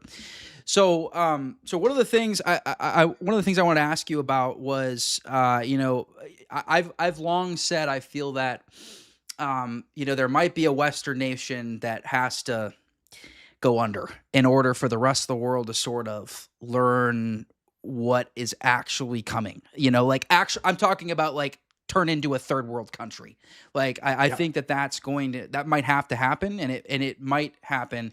And for a while, I've been saying that I feel that Canada is probably the most likely candidate, because I just don't see. First of all, I think there's two problems with Canada that I don't see being resolved, and I really want your input on this. The first is I don't see an authentic nationalist movement there, like I do see in Australia. I see it in the UK. I see it in Spain. I see it here. You have authentic nationalist movements that are gaining traction, and I just don't see that in Canada. And then I also don't feel like you guys have the same national identity that everybody else has. Now, I might be wrong about that. I don't know. That's where I'd like your input. But I see, I see Australians are very proud to be Australian. Americans are very proud to be American. English are very proud to be English. Are Canadians proud to be Canadian? I don't know. You tell me. So those are the two things that I see. And I obviously I don't wish it upon Canada, but I do feel that it's the most likely candidate to sort of actually go under. But what are your thoughts on that? Well, I think I'll answer it in two pieces. The second piece will be what I think is the most likely one to go under and why. I don't think it's Canada, but I think you're right about a lot of your assessment of Canada. The problem Canada's always had, going right back to the very beginning, is that Canada's defined itself as not America. And that's a terrible, terrible way to define yourself. I mean, as a person, if you create your identity around not being another person, well, what's that? Yeah. Right. You're an empty vessel. All you are is not that. Well, everything is not that, because that is only that. Right. And you see this with the with the current tariff war between Canada and the United States. U.S. Is being portrayed as this big bully here, and people are like, oh yes, we've got to fight the Americans because, well, that's been Canada's position back to the time of the Revolutionary War. Right. And so you see all these maple leaf flags all over the place, but you ask people, well, what is a Canadian, right? And they can't answer that question by and large. Mm-hmm. Our previous prime minister, who might be the worst Western leader since the fall of Rome, he defined Canada as an economic zone. He did not call it a country, even he called it an economic zone. I'm sure that's straight out of the World Economic Forum's language, but the people have bought that. People in this country have bought that this country is, doesn't have its own identity. It's this multicultural mix of things, but it doesn't really have its own identity. But the funny thing is okay, well, let's dial the clock back 4 years to the tyrannical COVID response. And our country, because again, we were being ruled by that horrendous Trudeau, was just as tyrannical as the worst out there. I mean, he admired China and openly said he admired China, and he tried to implement stuff that you'd only see in a place like China. And our truckers said no. And we had a line of truckers that was 50 miles long on our main highway that gathered up. They did this convoy. You must have heard about it. It was a very big thing even in the US. And that was proper they were getting Canadian debanked and patriotism. everything. Yeah, that's right. Yeah, that's right. By the way, real quick on that point, it's funny. People tell me we can't debank illegals, but Canada was able to debank these truckers for just wanting to have basic liberty. Like, come on, give me a break. This is why I don't buy any of this bullshit when people say we can't debank, we can't do this, that, or the other to the illegals. It's like, you guys did this to regular Americans, regular Canadians. Like, what do you mean we can't do it to illegals? And they did it at scale too. I myself was one of the donors to the trucker convoy before they declared it a terrorist organization. Get that, eh? And so they retroactively went after everybody who had donated to them a month earlier. When it was a registered charity. Yeah. And they circulated, we now know that they circulated a list of everybody that our intelligence agency had found to have donated. There's 87,000 Canadians that did, to all of the major corporations, and basically told them, yeah, you know what, kick these guys out of your organizations. They're enemies of the state. And it happened. One of my friends, who's just an average run-of-the-mill dentist, he got debanked because he gave the truckers $200. Wow. And they when they allowed him to reopen his accounts, the other thing they did was they had somebody, and I'm sure it was a government agent, hack his Bitcoin account and took half of it.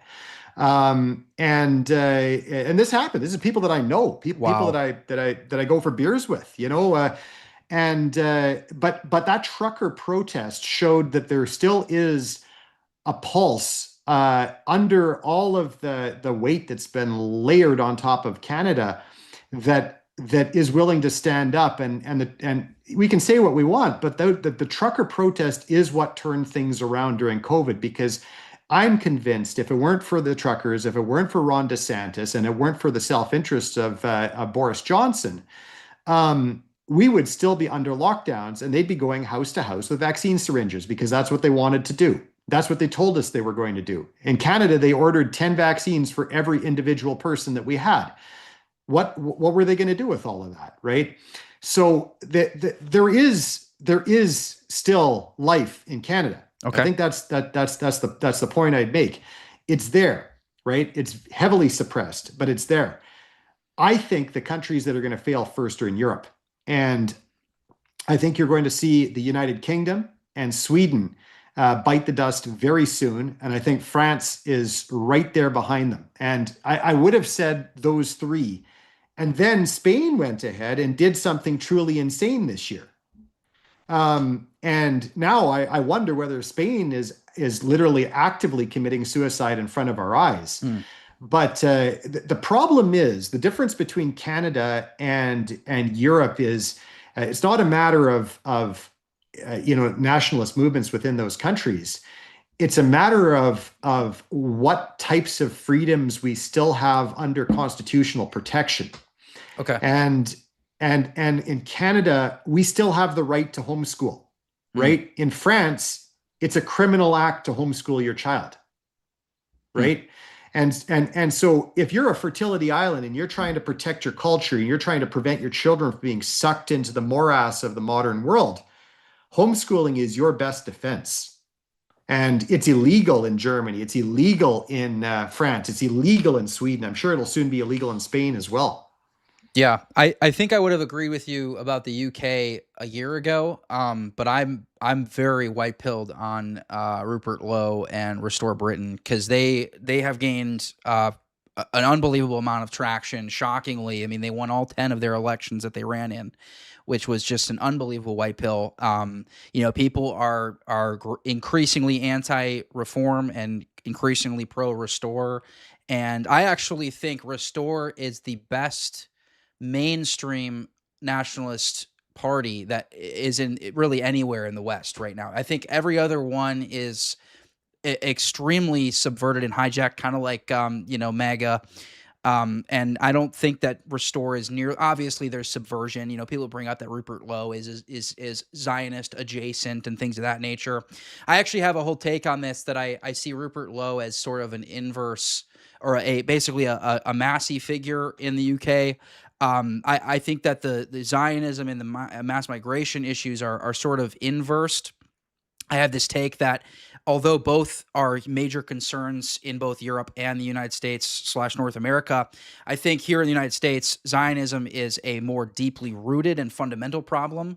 Whereas in Europe, particularly the UK, immigration, particularly Muslim immigration, is the fundamental problem. And so in the same way that Lowe is a little bit Zio adjacent, Massey is also a little bit immigration adjacent, but both of them are so good on their primary issue that I still think we should support them. That's basically my take. But yeah, anyways, that's white pilling to hear, that there are good things going on there in Canada. I've always been, obviously you guys are neighbors and fellow colonies at one point. So I mean, we obviously hope the best for you guys, and it's white pilling to hear that there is a identity that is growing. And I hope that's the case. I really do. I hope so too. But I do agree with you that we are really up against it here. I think the real test and determine where things are going to go is the upcoming Alberta sovereignty referendum. Okay. And I don't know if you're familiar with that, but the province of Alberta, which is often called the Texas of Canada, is holding a sovereignty referendum on the 19th of October. If that goes through, they're going to start the negotiations to separate from Canada and become their own country. And now, of course, the country has been pouring immigrants into Calgary, which is the big city in Alberta, the biggest city. In hopes of essentially changing the electoral math. It's exactly what they did in Quebec in 1995 when they had a sovereignty referendum. So how that goes actually will play a lot into how a lot of us see the future unfolding and whether there is a way to get ourselves out from underneath the thumb of the globalists. But I think you're right in your overall assessment of the country. I just don't think it's going to fall before we see a real proper consequence set hit in Europe. Now, our other problem, and it's a problem of any sort of Western movement to preserve our civilization, is that you can have really high walls to keep the barbarians out. I mean, look at Constantinople, right? The best walls that have ever been built, eventually they got breached, Yeah. right? And so if we don't have enough men to man the barricades, so to speak, we will end up like Constantinople. And the problem is that we absolutely must have more children of our own. And that's the generational challenge, is setting up a world where we can do that. And I think that resetting the culture is incredibly important. The problem is, you look at the mainstream. I'm not just not convinced. I don't believe that we're going to be able to change things in the broad culture. I think that a lot of the blue-haired, face-tattooed, nose-ringed individuals are just simply not going to have children. They will die out. They will disappear. Those of us that are able to organize ourselves, our families as clans, our parishes as small, proto almost fiefdoms that are able to, much like an Amish community, self-sustain. In 2 generations, we're going to have real political power. Yeah. And so we have to lay the foundation for that. All fertility islands have to lay the foundation for that. But at the same time, that geriatric state that we just talked about earlier on, that the boomers that are looking to extract resources from young people or from immigrants, doesn't really matter to them who they extract from. When immigration dries up, we are all they're going to have left, and they're going to come after us.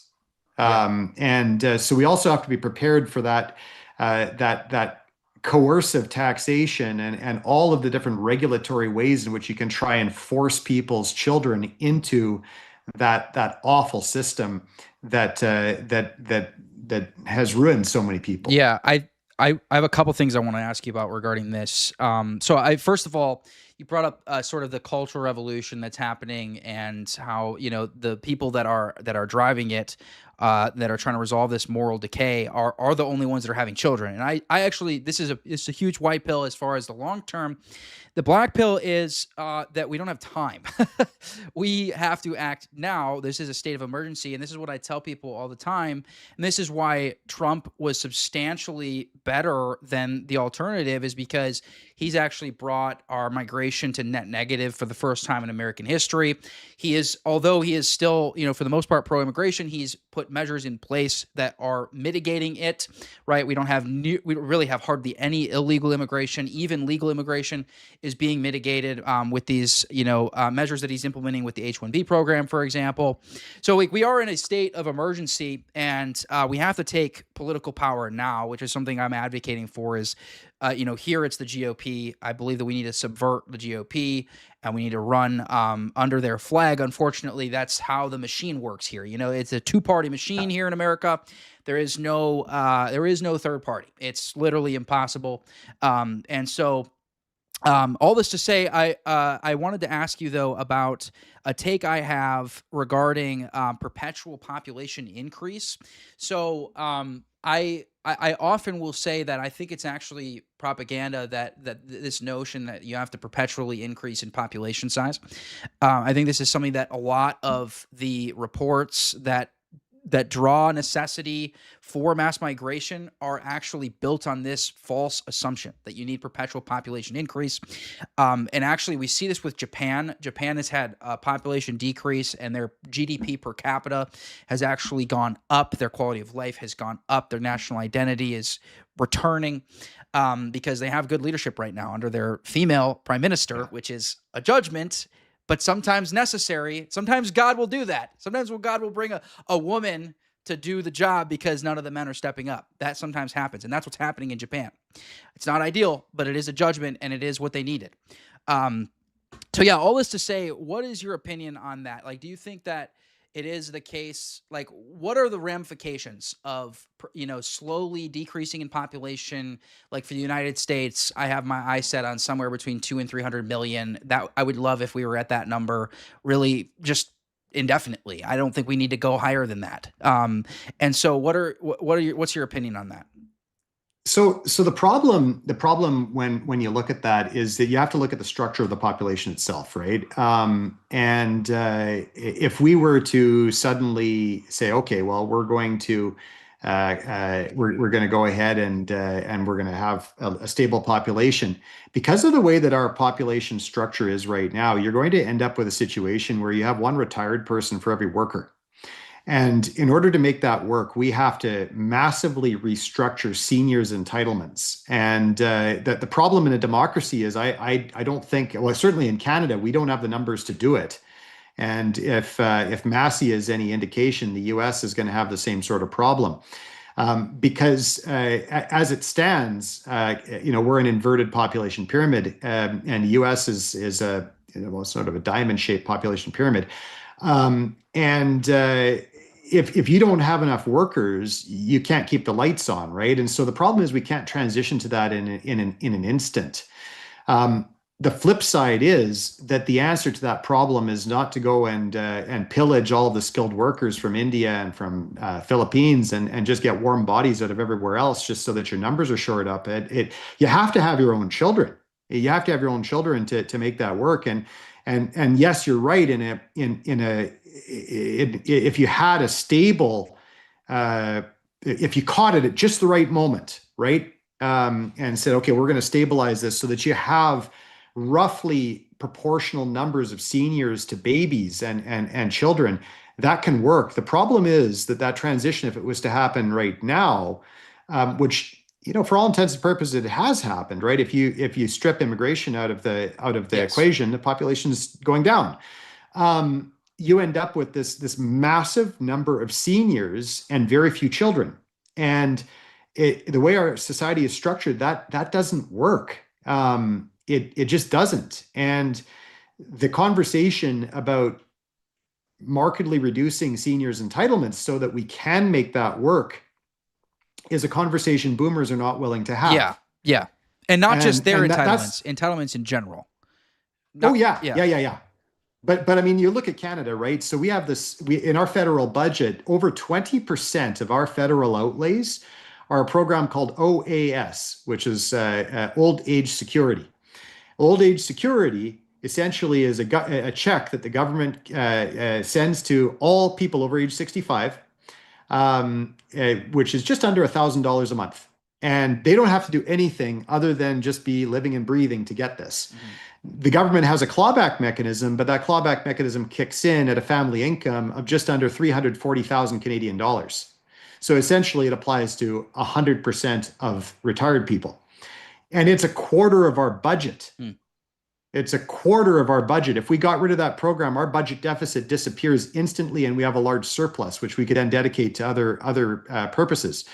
And that's not a pension plan. Canada also has a pension plan, the CPP. Same thing. Us young people are being asked to pay into the program in order to sustain it far more than the seniors who are drawing out of it. Same idea as your guys' 401k system, right? And then we have our RRSPs, same idea, right? So our pension plan is your Social Security, 401k is RRSPs.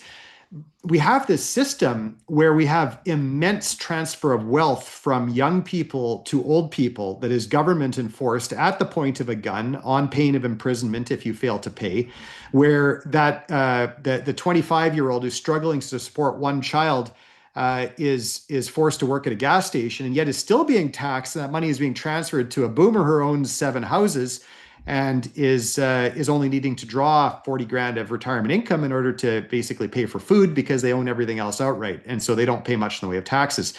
It's completely ass backwards. But how to fix that politically in a democracy where the majority of the voters are seniors is a problem. You can't run on it. There has to be somebody who basically doesn't run on, like decreasing entitlements, but then just does it when they're in office. Like, because if you run on it, like no one's gonna vote for you.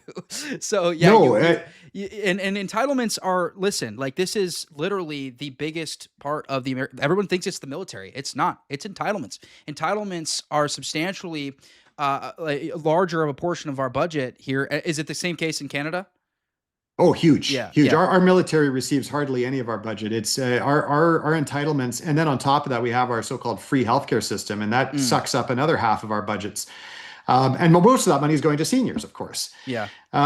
But you look overseas, and I don't know if you've done this, but take a look at France's budget. They out of their GDP, 58% of their GDP is social transfers. That is greater than the Soviet Union at its peak. Hmm.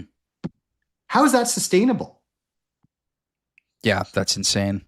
Yeah, I mean the whole conversation about entitlements to me is very interesting because to me it seems easy. Just all we have to do is have these people, like particularly welfare programs. Like, I mean, I personally talk the most about immigrants and the fact that these first gen immigrants are on welfare as soon as they get here. Here it's 58% of first gen migrants are on some form of welfare, which is just absolutely insane. I wouldn't be shocked if it's around the same in Canada. I know it is in the UK. It's actually worse in the UK. I mean, they're giving them housing. It's just unbelievable stuff going on. And so I've talked a lot about entitlements from the immigration perspective, but that's not the only problem. The problem is entitlements in general. And, these people need to be at least reapply. I mean, that would be a really quick way to resolve this is like people need to reapply. Are you actually still eligible for this? Because the amount of fraud that occurs here is substantial, not just with the Somalis, but across the entire country. So yeah, entitlements is a conversation that needs to be visited by somebody that's already in power because they'll never get elected if they run on it. But that will free up, to me, that's going to free up like so much of our budget, and we're able to actually start to assess some of these problems. I've made this point as well. Remigration is going to reset the system in many ways, and we're going to have to sort of we can foresee maybe some of the problems and some of the benefits. I made this point earlier, all the infrastructure. Oh, Jim Bob just rated me. Oh, I'm about to get a ton of it, but just a heads up, I'm about to get a lot more viewers in here. So just no pressure, but the audience is about to increase by like a couple hundred. Jim Bob's viewers, welcome. Most of you guys already know me. I'm Ben Michael, far right Orthodox Christian. I'm talking with your dear brother Allan, who is a expert on the topic of collapsing birth rates and how we resolve this in the moral decay and societal decay in the West.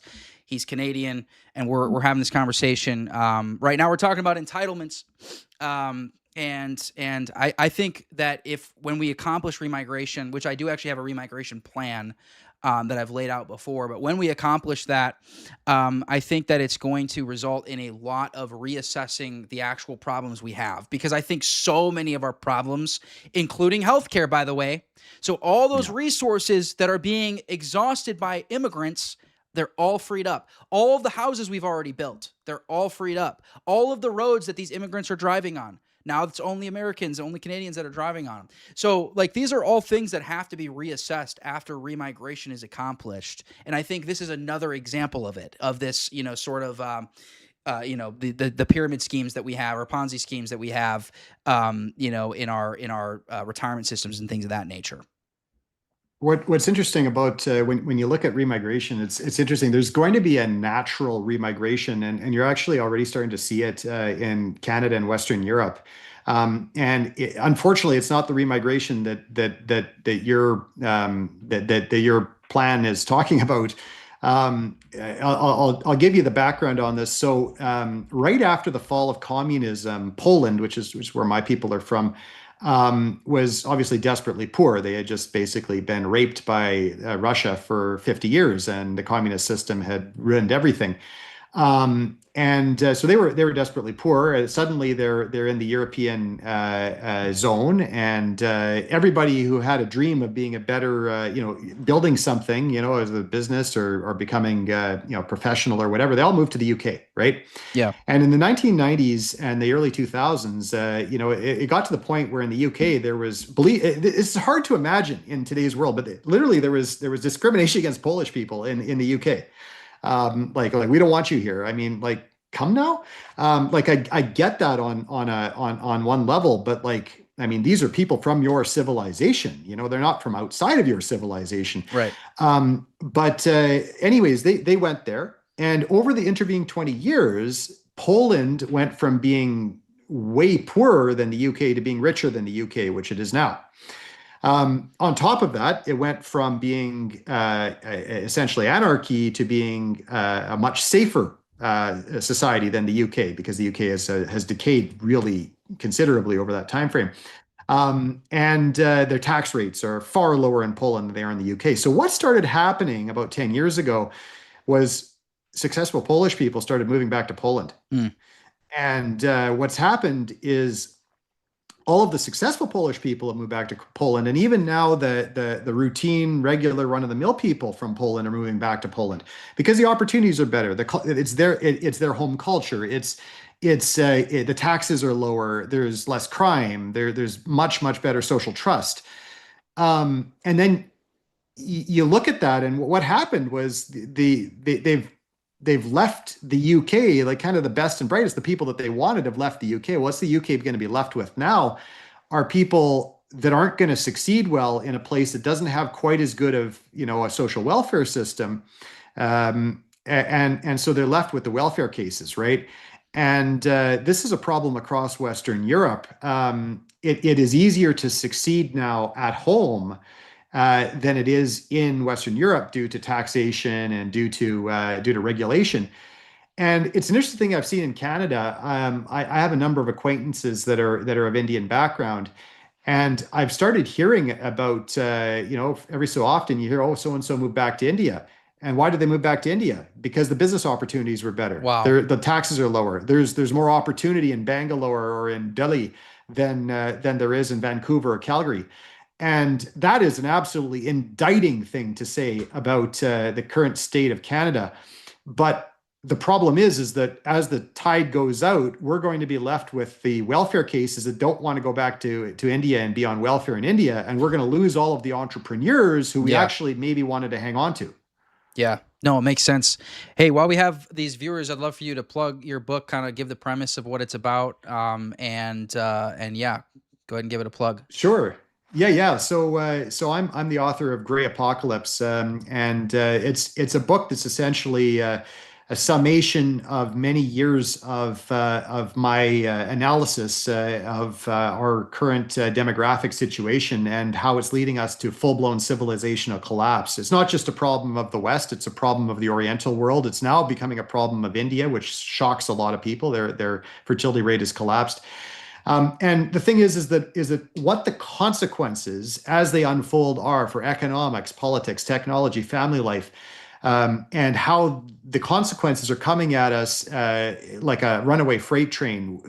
Our world is just not ready for this. It's unfolding, and so what I've done is I've laid out why this is happening, what its current situation is, and then I spend the back half of the book talking about how, as an individual, we survive and thrive, how our families can survive and thrive in this world, how our parishes can survive and thrive. I think that's a super important piece. As an observant Orthodox Christian, I think that we are a high fertility island, and we are one that has to deliberately think through how we are going to have a piece of the pie in the future.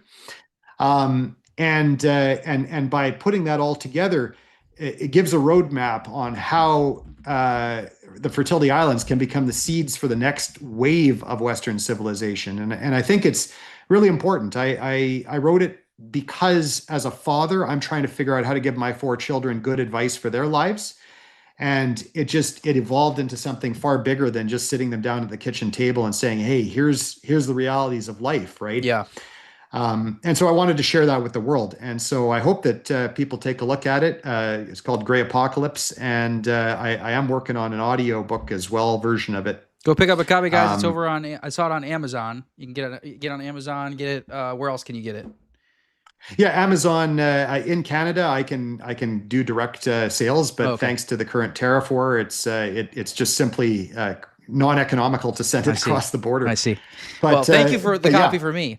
Though that leads me into the I think a kind of a closing topic, which I want to talk to you about, which is balkanization, because I think that sort of when we look at the pragmatic approach to what's coming and like the more sort of realist approach, I think we have like the sort of white pill, like oh, we'll take our countries back, and it's like we're going to try to do that, and we are going to fight till our last breath to do that. But in the event where we don't, we need a contingency plan, and I think that is balkanization. And I think that your sort of what did you call them? You call them fertility islands. I think that's sort of, I see that as sort of overlapping to, what's coming with balkanization. So maybe break down how you would see that going down and what we need to do to prepare for said balkanization. So first of all, we're already seeing the impetus for it, and that is that our national structures are all failing, right? And they're failing all over the place. Our healthcare system's failing on us. Our education system's failing on us at every level. Our governance systems are failing on us. You name it. All of the things that the boomers and the greatest generation or so-called greatest generation had relied on are falling apart. We're still paying immense amounts of money to run these things. I mean, it's crazy how much money goes into the California education system for the outcomes that they're getting. Same thing with New York. And so what's happening now is people who actually care about the next generation, and all of us do, all of us should, are trying to build alternatives that get around these failing systems. And that is the very beginning of how this balkanization, as you put it, process occurs. So it starts out with, okay, that my children, if they go to public school, all they're going to hear about is trans ideology and how Marxism is the greatest thing there is. So instead of sending them to school where they're going to be exposed to that, I'm going to put together a pod schooling collective amongst like-minded Orthodox and like-minded people. And have our kids educated properly. Well, that's a parallel system. The same thing in healthcare is happening, where instead of in Canada, it's illegal for doctors to sell their services privately. You go to jail for that. Crazy. Yeah, it's crazy. It really is like Cuba. And so what's happening is, because people still need healthcare, but the system in Canada basically provides you euthanasia when you've got a problem instead of real healthcare. Instead, what they're doing is they're going around it, right? And so nurse practitioners were excluded from the original Medicare Act. And so they could provide healthcare. They could prescribe any drug that a doctor could prescribe, but they weren't subject to it. So you could pay them privately. You could build a system around that. Last year, the government added nurse practitioners to that list. So now, unfortunately, that whole system collapsed in on itself. And now naturopaths are going to be the next place that people go to. And naturopaths, interestingly, are learning how to do allopathic medicine, because that's going to be the way around it. What's happening is we're seeing all of these things starting to come together in more coherent ways. And this is how you create what I call in my book a parallel polity, which is essentially a unified set of alternatives to the system that's failing around us. And those alternatives actually work. And the place that you see them work best is within religious communities. And we see this because all of the fertility islands that exist in the world are among one of the three Abrahamic religions, right? You see the Latin Rite Catholics, you see us in Orthodoxy, the Haretic Jews, and certain groups of Sunni Muslims, and of course the Old Order Mennonites, such as the Amish. You can stitch all of this together because you've got a proto-legal system based around the Bible or around the Quran or the Torah within that system. You have a priest or a community elder that can act as a judge. You've got within that community people that are able to teach various aspects of education to the children, where Sunday school goes from being more than above and beyond the very important work of telling children about the Bible, and actually teaching reading, writing, and arithmetic, right? Where we don't have to worry about them working in Marxism and transgenderism, which is a huge problem in our public schools. And you add that into, okay, well, every parish has got a doctor, a nurse, a naturopath, etc. You start stitching these systems together, right? And you develop a parallel polity. And as long as that parallel polity is able to continue to self-perpetuate, and that requires systems around supporting motherhood, culturally glorifying motherhood, culturally glorifying the entire concept of child rearing, and assisting community assisting on that within the group. These become capable of standing the test of time and standing through this demographic winter that is going to, for all intents and purposes, eliminate this broader hedonic culture that exists around us. And it's our job, I think, to consciously, if we want to be part of that, to consciously work together to put those pieces in place so that the next generation can inherit those and build on them. Yeah. No, absolutely. I think, I've been talking about this for a while, like here in the United States, it's in the form of, consolidation, into various states where we already have, momentum. And, as we consolidate, we can sort of work on taking the country back state by state if we're not able to do it at the federal level, and consolidation around something that we are united on is very important, and I see Roman Catholics and High Church Protestants, particularly on the right wing, to be, substantial allies in what we're trying to do. And it's not ecumenism. Like if you study Orthodox political leaders, at least in modern history, like all of them did this. Like they've and some of them are saints, and they worked with, other political leaders of Roman Catholic and Protestant, faiths. So there's nothing wrong with doing that. It's not ecumenism. In fact, I am very, very, very anti-purity spiraling. This is a huge problem we have in our community. Is like this. This is actually what births the old calendarists.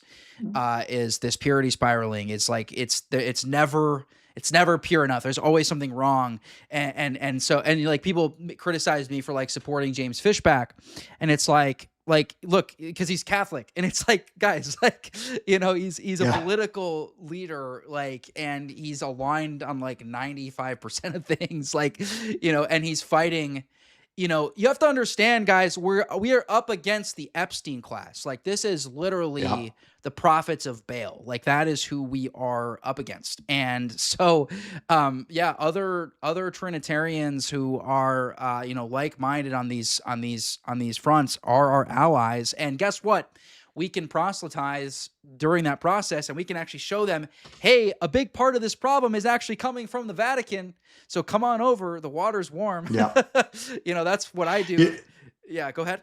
That's very real. Yeah. That is the number of people that have in our current catechumate that are Catholics or are especially Protestants, who have seen the good works of Orthodoxy and have come and checked it out. That the last thing we want to do is turn folks away. I mean, the greatest strength Orthodoxy has is that we are able to absorb them. Why? Because we're the original church, right? And we can welcome them home. Yeah. No, absolutely. Absolutely, brother. Well, I think that's pretty much the whole issue there, and looks like we figured out how to solve all the world's problems here in the last hour. But thank you for coming on. Anything that you'd like to plug before you hop off, brother? Sure. Yeah. So other than my book, which I'd love it if some or many of you would take a look at, which goes into far more detail than what we've talked about. I'll link that in the description for the actual video as well. The other thing that I want to just put a plug in for is two things. My Substack, I'm doing an active Substack, which I'm hoping to have as not just a matter of posting essays, but also a place where people can debate these issues. And that's just Pivarczuk. That's the handle there. And then I've also got a small X account, which I'm hoping to grow. And would love it if people take an ad on there, because I'd like to participate in a lot of this discussion. And it's at Pivarczuk, my last name. Sounds good. Yeah, just after this, if you would just DM me whatever links you want, and then I'll put them in the description of the video so people can easily find it. Fantastic. Will do. I really appreciate it, brother. It's been a great pleasure to be on your show, and we all got to work together to get through this. This is the challenge of our lives. Yeah. Amen. Well, look, I mean, I kind of To an extent, I'm actually a little bit thankful for the boomers because they gave our generations purpose, and I really think that I actually think we live in the most crucial timeline in history, except for maybe the incarnation itself. But other than that, I mean, like, I really believe that we live in the most crucial timeline in history. I mean, if you think about the amount of people that we're able to influence, during our time alive compared to anybody else in history, I mean, it's just substantially more. And also, like, with the birthing of social media and now AI, that's only going to compound. So we have an unbelievable amount of influence. And as Orthodox Christians, we've been given, I think about the parable of the minas or the talents. Like, we've been given the most, whether it be the 5 or the 10, depending on which version, but we've been given the maximum amount. And so we are going to be held accountable. Too much has been given, much will be required, right? So we have been given much as Orthodox Christians in the West. And so it's our responsibility, it's our stewardship. But yeah, awesome, brother. Well, thank you so much for coming on, and God bless you and all you're doing, and we'll keep in touch. You bet. All Have a great day. All right, likewise. Thank you.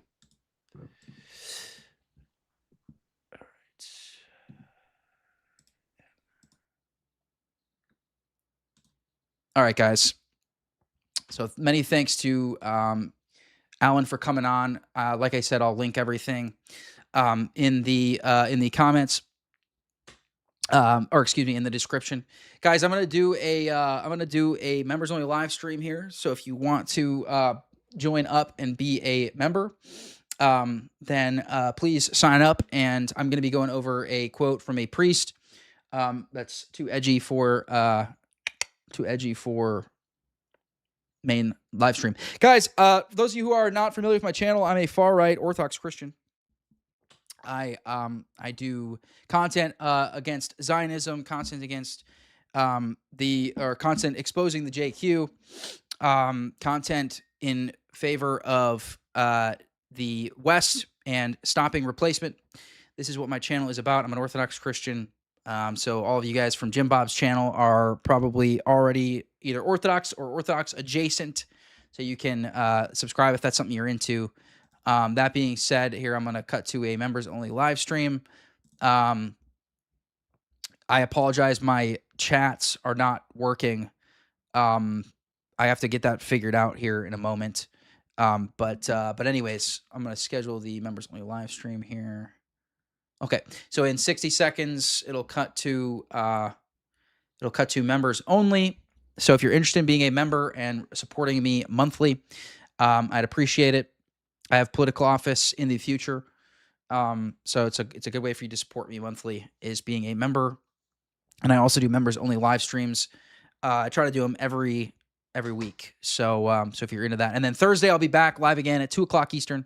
I'm live every Tuesday and Thursday at 2:00 Eastern. No longer doing my Saturday streams, just Tuesday and Thursday. And usually Thursdays, I do a debate reaction. Tuesdays are my normal episodes. So yeah. Also follow me on Instagram at RealBenMichael. At RealBenMichael is my Instagram and my Twitter. I'm most active on Instagram. So if you want daily content, that's where you're going to want to go. Thanks, guys.